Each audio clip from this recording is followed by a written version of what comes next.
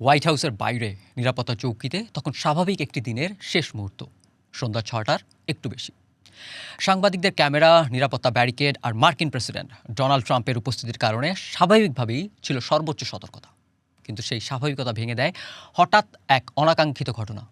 ভেসে আসতে থাকে একের পর এক গুলির শব্দ, ৩০টি গুলির শব্দ। পৃথিবীর সবচেয়ে সুরক্ষিত জায়গাগুলোর একটি, যুক্তরাষ্ট্রের ক্ষমতার কেন্দ্র, হ্যাঁ, সেই হোয়াইট হাউসের সামনেই শনিবার ঘটেছে গুলি বিনিময়ের এমন ঘটনা। সিক্রেট সার্ভিসের বরাতে রয়টার্স জানায় 70th স্ট্রিট ও পেনসিলভানিয়া অ্যাভিনিউর কাছে এক ব্যক্তি নিরাপত্তা চেক পয়েন্টের দিকে এগিয়ে আসে। এরপর তিনি তার ব্যাগ থেকে একটি আগ্নেয়াস্ত্র বের করে কর্মকর্তাদের লক্ষ্য করে গুলি চালাতে শুরু করেন। এটাই ছিল ঘটনার শুরু। এরপর এই পরিস্থিতি দ্রুত নিয়ন্ত্রণের বাইরে চলে যাওয়ার আগেই পাল্টা ব্যবস্থা নেয় নিরাপত্তা বাহিনীও। পাল্টা গুলি ছোড়ে সিক্রেট সার্ভিস। কিছুক্ষণের মধ্যেই ঘটনাস্থল রূপ নেয় উত্তেজনা, আতঙ্ক আর ধোঁয়ায় ভরা এক সংকটপূর্ণ এলাকায়। পরে সিক্রেট সার্ভিস নিশ্চিত করে হামলাকারীকে হাসপাতালে নেওয়া হলে সেখানেই তার মৃত্যু হয়। ঘটনায় একজন পথচারীও গুলিবিদ্ধ হয়েছেন, তবে তার অবস্থা সম্পর্কে বিস্তারিত জানানো হয়নি। আইনশৃঙ্খলা বাহিনীর ভাষ্য অনুযায়ী সন্দেহভাজন ব্যক্তি আগে থেকেই নজরদারিতে ছিল। নিউ ইয়র্ক পোস্ট তাদের প্রতিবেদনে জানিয়েছে নিহত সন্দেহভাজনের নাম নাসির বেস্ট। তার বয়স মাত্র 21 বছর। তার মানসিক স্বাস্থ্য সংক্রান্ত সমস্যা ছিল এবং অতীতেও নিরাপত্তা এলাকায় বিশৃঙ্খল আচরণের অভিযোগ ছিল বলে প্রতিবেদনে উল্লেখ করা হয়েছে। তবে এখন পর্যন্ত আইনশৃঙ্খলা বাহিনীর পক্ষ থেকে আনুষ্ঠানিকভাবে পূর্ণ পরিচয় নিশ্চিত করা হয়নি তার। এদিকে ঘটনার পর ট্রুথ সোশ্যালের এক পোস্টে ট্রাম্প হামলাকারীকে নিয়ে লেখেন, উক্ত বন্দুকধারী একটি সহিংস অতীত ছিল এবং সম্ভবত আমাদের দেশের সবচেয়ে ঐতিহাসিক স্থাপনাটি নিয়ে তার এক ধরনের উগ্র মোহ ছিল। যৌথ তদন্ত চলছে বলে FBI পরিচালক ক্যাশ প্যাটেলের বরাতে জানিয়েছে এক্সিয়াস। তার ভাষ্য, হামলার উদ্দেশ্য, অতীত, ইতিহাস এবং সম্ভাব্য কোনো যোগসূত্র খুঁজে বের করতে FBI সিক্রেট সার্ভিসকে সহায়তা করছে। ঘটনার পরপরই পুরো হোয়াইট হাউস এলাকা লকডাউন করা হয়। নিরাপদ স্থানে সরিয়ে নেওয়া হয় সাংবাদিকদেরও। ABC নিউজের হোয়াইট হাউস প্রতিনিধি সেলিনা ওয়াং গুলির ঘটনার সময়ের একটি ভিডিও এক্স হ্যান্ডেলে পোস্ট করেন।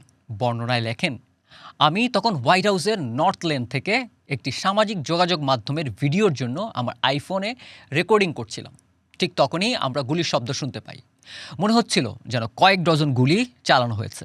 আমাদের দ্রুত দৌড়ে প্রেস ব্রিফিংয়ের রুমে ভেতরে চলে যেতে বলা হয়েছিল এবং আমরা এখন সেখানেই আটকে আছি। ডিসি নিউজ নাউয়ের উপস্থাপক ক্রিস ফ্যানাগান, যিনি হোয়াইট হাউস ব্রিফিং রুমে আশ্রয় নিয়েছিলেন, তিনি জানিয়েছেন যে প্রায় 30টি গুলির শব্দ শুনতে পেয়েছিলেন তিনি। ঘটনার সময় হোয়াইট হাউসের ভেতরেই ছিলেন মার্কিন প্রেসিডেন্ট ডোনাল্ড ট্রাম্পও। তবে প্রশাসনের পক্ষ থেকে স্পষ্ট করে বলা হয় তিনি কোনো ঝুঁকির মধ্যে ছিলেন না। হোয়াইট হাউসের এক কর্মকর্তা নাম প্রকাশ না করার শর্তে রয়টার্সকে বলেন, প্রেসিডেন্ট ট্রাম্পকে তাৎক্ষণিকভাবে ব্রিফ করা হয়েছিল এবং তা পুরো ঘটনার সময় তিনি সম্পূর্ণ নিরাপদে ছিলেন। তবে তদন্তকারীরা এখনও নিশ্চিত নয় এটি কি পরিকল্পিত হামলা নাকি একজন মানসিকভাবে অসুস্থ এক ব্যক্তির আকস্মিক সহিংসতা।